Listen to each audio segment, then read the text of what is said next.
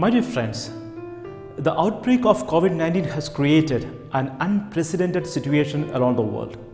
Let us remember all those who are battling the virus, the families of all the victims around the world, administration, the doctors, nurses, and the health officials, and all others who have put their lives at risk for the rest of us. I believe together we will weather the storm. We are passing through a tough phase. Let us turn this challenge into an opportunity. It is not time to be panic, but we should be aware of the dangerous situation around us. In an interview that could cause apprehension and even fear, the director of the Washington-based Center for Disease Dynamics, Ramanan Lakshmi Narayanan, has said that India could be the next coronavirus hotspot.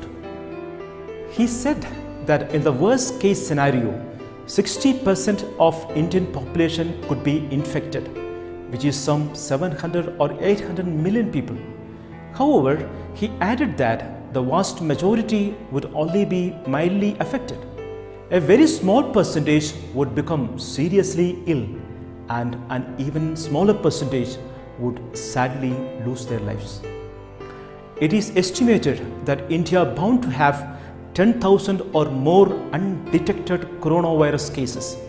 Our medical stand is that India is still in stage 2 of the epidemic and has not entered stage 3 or probably entered stage 3.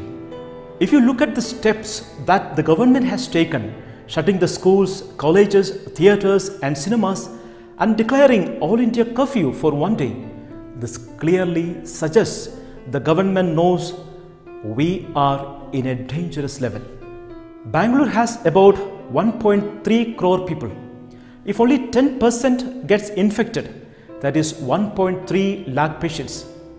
If 10% of these patients need a ventilator, then that is 13,000 critical patients.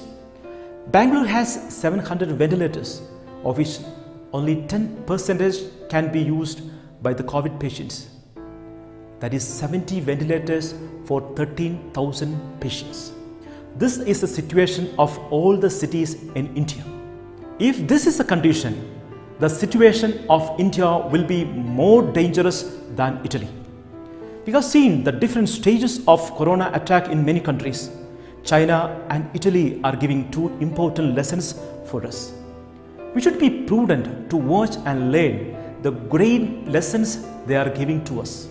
The moment the virus was identified, China was very vigilant and cooperated with the World Health Organization and shared the genetic sequence of the virus as well as the specifications for designing tests so that the other countries would be able to identify it.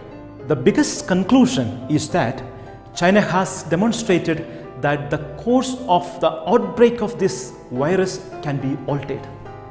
Normally, an outbreak of this nature would have exponential growth, would reach the high peak and would then decline naturally once all the susceptible people have been infected or developed the disease. This has not happened in China in a number of ways. It is an epidemic that has been nipped as it was growing and stopped in its tracks. So this is a big lesson. The government and medical team effectively managed the crisis and the public cooperated very well.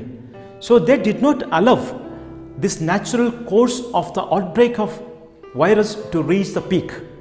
This is a lesson that we should learn from this country and adapt for our present situation. Again, let us come to China.